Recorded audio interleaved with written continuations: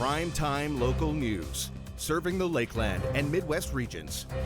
Good evening and thanks for joining us. There are 110 new cases of COVID-19 in Saskatchewan, including 10 in the Northwest. 3 of those are in the immediate Lloydminster area. 1,437 cases are active province-wide, with 63 in the Northwest. 137 people are in hospital, with 8 in the Northwest. 1 is in intensive care. More than 11,000 vaccine doses have been administered in the Northwest Zone and over 100,000 province-wide. Saskatchewan has also expanded eligibility for booking vaccines to 70 and older. Visit the Saskatchewan Health Authority's website or Facebook page for more information. The Connect Club of Lloydminster is currently collecting donations for the Lloydminster Sexual Assault Services. We spoke with them for more information. Following the club's motto to serve the community's needs, the Connect Club said that this year they want to help more projects around Lloydminster. We've always said we want to do more service projects, but everybody's got busy lives until COVID hit last year and everything slowed down. So we wanted to make sure that we could still help our community and do things for them, maybe without spending money, because fundraising is a little bit hard right now.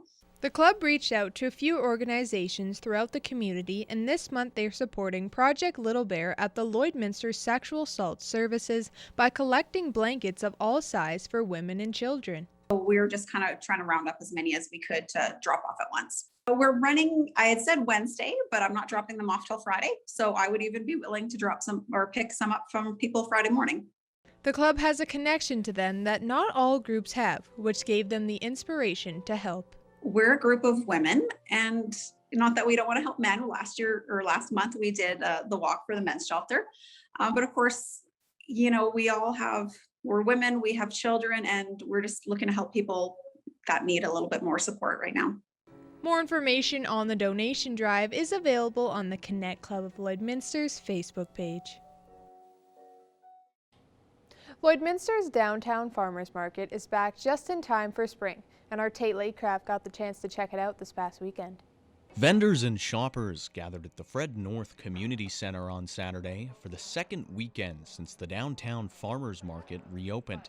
More than 3 months have passed since the market closed out for 2020. Volunteer coordinator Joanne McLeod says that they had planned on a February return, but decided to push their start date until March. We just wanted to be certain and make sure that our vendors were ready and people felt comfortable enough to open. So we didn't want to just go ahead and make that call without everyone being comfortable with opening.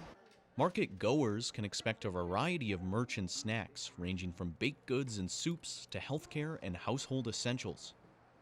The market provides a sense of community. I think that people are ready to be able to enjoy a somewhat of normalcy again. The market is open Saturdays from 10 to 3 p.m. and you can always check them out on Facebook for a look at their wares and eats. It is time now for this week's retrospect. Here's Blake Nath.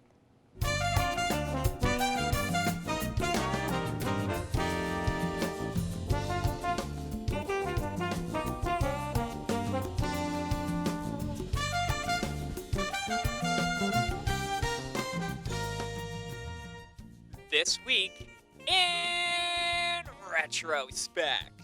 Back in '96, Lakeland College has their own little version of a big event. Students and staff at Lakeland College have been preparing and looking forward to this event for the last year. Little Royal opens the college doors to great numbers of not only prospective students, but members of the public that just want to come and take a look. An interesting thing about the open house is that it's named after the Toronto Royal Fair. Someone got the idea back many years ago that we would just call this the Little Royal instead of the Toronto Royal Fair. And that was the beginning of an agricultural fair tied to agriculture. There's no doubt about it, agriculture remains the main focus of Little Royal, but there are other displays and events, including a talent showcase and the new recreational climbing wall. But most of the visitors pile into the riding arena for the judging competition and horse shows. This year it should be really good. It brings a lot of people in and to see our colts, which are going to be sold in a couple weeks, and it just gives a great opportunity for people to see around the college. And In 2001, consumers are left in shock as gas prices balloon to over 68 cents a liter. Filling up the tank, not everybody's favorite task, especially with high gas prices. It's horrible. Yeah, how come? Too high. It's awfully high, but what can you do about it? They're outrageous. I mean, I find that the prices, there's no reason for it to be as high that it is. It's a little too high all over, yeah.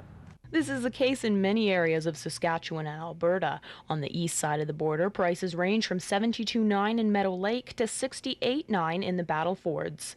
As for Alberta, if you live in the border city, you're paying the most on this side of the border for gas. Lloydminster drivers shell out 68.9 cents a litre compared to Edmonton, where gas is 62 cents. What's going on in Edmonton right now is they're in sort of the midst of a significant, and it's been quite lengthy, price war. And that's all for this week in retrospect. Retrospect this week is brought to you by Webb's Ford. Worth your while to drive the extra mile. Webb's Ford in Vermilion. Now our Connor Chan will take a first look at your weather forecast.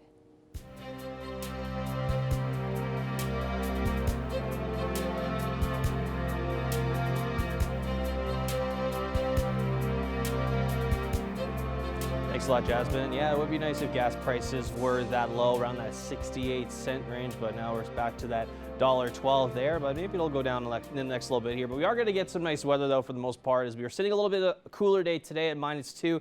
A little bit of cloud coverage and some sun throughout the day. The wind's picking up, though. It did pick up a little bit this morning, so it does feel a little bit more like -9 for right now as we take a look here at some other areas, other temperatures in the area, -2 is also in Vegreville, Vermilion as well, -3 for St. Paul, -1 up in Bonnyville and Pierceland, -3 for Lac La Biche, 0 degrees we see in Edmonton currently. Positive temperatures as we make our way to Saskatchewan along Highway 16 there in Maidstone and North Battleford. Macklin also sitting at that 3-degree mark, and then -1 there we see up in Green Lake. But as we take a look at the satellite radar map right now, still that cloud coverage continuing on. A little bit of spurts down south of some precipitation and some snow, but nothing too crazy, as we are going to start to see temperatures drastically get a little bit warmer as the week goes on. So as we take a look here, North Battleford overnight tonight, -12 with that same cloud coverage going into tomorrow at -1 throughout the day with mostly sun and a bit of cloud coverage there. Looking at Cold Lake overnight, clear skies tonight at -12, going into +5 tomorrow is the expected daytime high with that same sun and cloud mixture there.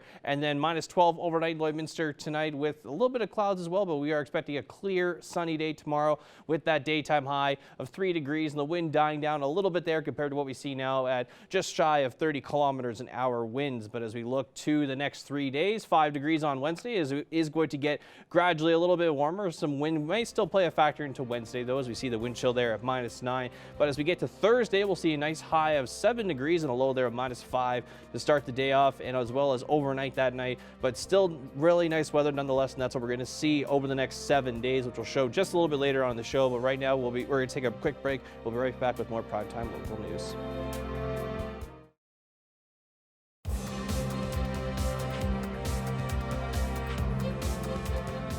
The NFL's new league year has begun, already seeing excitement. Evan Kenny and Eric Bay have more on how the season is shaping up.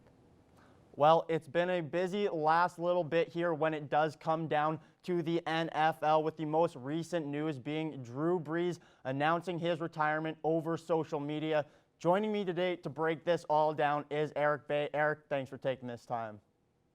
Yeah, new season starting, free agency, draft on the way, big times for the NFL. Yeah, lots of exciting stuff, and we'll get into the free agency here in just a minute. But like I said, Drew Brees announced his retirement. And Eric, I think it's safe to say, you know, solid Hall of Famer here, you know, as soon as possible, no? Yeah, I mean, maybe the best free agency signing of all time in the NFL when that is concerned. I mean, you look at just what he did.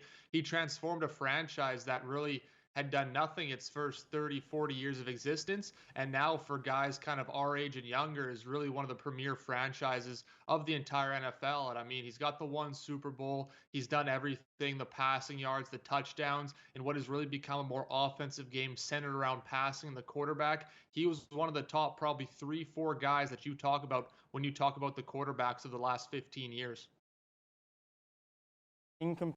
First in yards and second in passing TDs. I mean, Eric, he kind of changed the New Orleans Saints into, what we know as the Saints. I mean, just a handful of years after signing there, he won the Super Bowl, was the Super Bowl MVP. He's really everything you could have asked for from a quarterback. Yeah, definitely led this team. There was some maybe leaner years when the defensive side of the ball wasn't necessarily there after that Super Bowl, but they were still always in contention because Drew Brees was going to throw for 400 yards a game, 4,000 yards a season. Just so smart, could get you out of any trouble. I know everybody has talked more recently about the recent playoff failures, but just shows how tough it really is to win in this league, and that should definitely not be a knock against them because, as I said earlier, if you're talking about the last quarterbacks the past 15 years that you want, the only guys in my mind who are maybe ahead of him on that list are Peyton Manning, Tom Brady, and Aaron Rodgers. So top 4 in what has been a very impressive offensive era for the NFL. He's definitely one of the top guys. Brees also a 13-time Pro and 2-time Offensive Player of the Year. So just an unbelievable career there for him, and congratulations to him there. Eric, just sticking with quarterback talk here, Dak Prescott is now the second highest paid player in the NFL. 4 years, $160 million contract with $126 million being guaranteed and a $66 million signing bonus. Now, Eric, he's not the second best player in the league, but after talking with you, the Cowboys were kind of forced into this position and they had to pay him this kind of money, right? Yeah, I mean, they're hamstrung. You're right. When he's not the second best player in the league, he's not even the second best quarterback in the league. But the way the market has continued to elevate, and you look at how important a position quarterback is, I mean, a guy like Kirk Cousins is making over $30 million a season, and that's to lead his team to no man's land pretty much, right? And as you just said, the Cowboys, there's no better option because who right now is available, whether that is through free agency, which just opened, the draft here in a few months, that you can guarantee will give you the production that Dak Prescott gives you? The answer is zero. So all the leverage is in Dak Prescott's camp, none to the Cowboys, and really they had to make this deal. Now, Eric, how do you think this makes the Cowboys shape out for the next handful of years here? I mean, we've seen in the last couple of years, I mean, it's quarterbacks on rookie contracts that seem to be getting it done, or quarterbacks who do take that pay cut to make the rest of the team better. How do you think this will make the Cowboys look for the next little bit? It's tough because really, obviously, the offense is the strength of the Dallas Cowboys. You look at all the pieces they have here, and guys like Ezekiel Elliott, Amari Cooper, they've gotten their bigger money deals, but there are holes to fill, especially on the defense, and that offensive line that used to be a strength is now turning into a weakness on the offensive side of the ball. So it will be tough to fill out. The one thing I think that does work in the Dallas Cowboys' favor is just the fact they do play in the NFC East. And Dak Prescott, while we just mentioned not a top 2 quarterback in this league, though, is heads and tails above anybody else at the quarterback position in that division. As we saw with 2 New York Giants championships, all you need to do is punch that ticket and you have a shot at the Super Bowl. So I think they're in decent shape to make the playoffs, but after that, it's tough to have that all-around team that you do need to contend for a Super Bowl year in, year out. Now, Eric, Aaron Jones and Shaq Barrett, 2 big names who were just recently re-signed. Quickly here, is there a free agent still on the market that interests you? There's a lot. The one that's kind of a big name and has a lot of interest for me is a guy like Juju Smith-Schuster. Obviously, we've talked a few character issues, we'll say, dancing on teams' logos before games, that kind of thing. So it's, do you want to take the risk for the reward? And I think as a guy, he's definitely a better fit as a number 2 wide receiver, had his most productive years when Antonio Brown was in Pittsburgh. So I think a place like Arizona, if you want to take a shot at a guy, he's a perfect fit there to pair up next to DeAndre Hopkins. They have Larry Fitzgerald in the slot and a young quarterback in Kyler Murray. So I think that would be an interesting fit, but he's kind of one of the more interesting free agents for myself. For sure, it will be interesting to see what happens, and I do agree. It would make the NFC West look a lot more interesting for a division that really is not lacking, any fireworks already. Eric, things should be interesting as free agency continues and as this NFL season starts.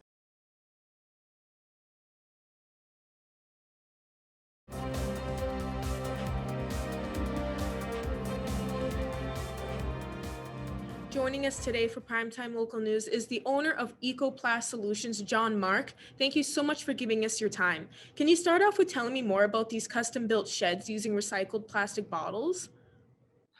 We're using, it's an Armacell core, and we use a core made fully out of recycled plastic bottles. So it's 100% recycled. And we use a new building technique that links all the walls and forms a monolithic structure. So we can in fact make any size and customize it completely. And it's your company EcoPlast Solutions that makes customized structural insulated panels, correct? Correct, yeah. We get product out of Ontario and we produce it and manufacture them to, like I said previously, whatever size needs to build whatever building. And when did you exactly start this company? We incorporated in July, but we've really been up and running since late September. Oh, wow. And can you explain why these custom-built sheds are so essential to have in the community? We like to be forward thinking, and it seems like there's a pretty big waste management problem in our country and worldwide, because only about 9% of plastic actually gets recycled. So we like to think that with our product, it puts all that plastic to good use. And you said this company was started back in July. Can you explain how it's been growing this company through especially this global pandemic? Well, with any startup, I mean, it's difficult to get your name out, but we seem to be doing okay. We're trying to get the word out as far as cabins and houses and light commercial builds all over Western Canada, and seems to be going pretty well so far. We're pretty happy. And back to the sheds, what's the process like building each shed with like how many bottles you need and everything? Well, it varies per size, but an average 10 by 10 shed would be around 22,000 bottles, give or take. And as far as housing goes, just an average house would be anywhere from 500,000 to 600,000 bottles that we can put to good use instead of putting them in landfills. Are people able to purchase these sheds? Yeah, for sure. We usually recommend people coming in and telling us exactly what they want, and we can give them different prices and different customizable options to suit their needs.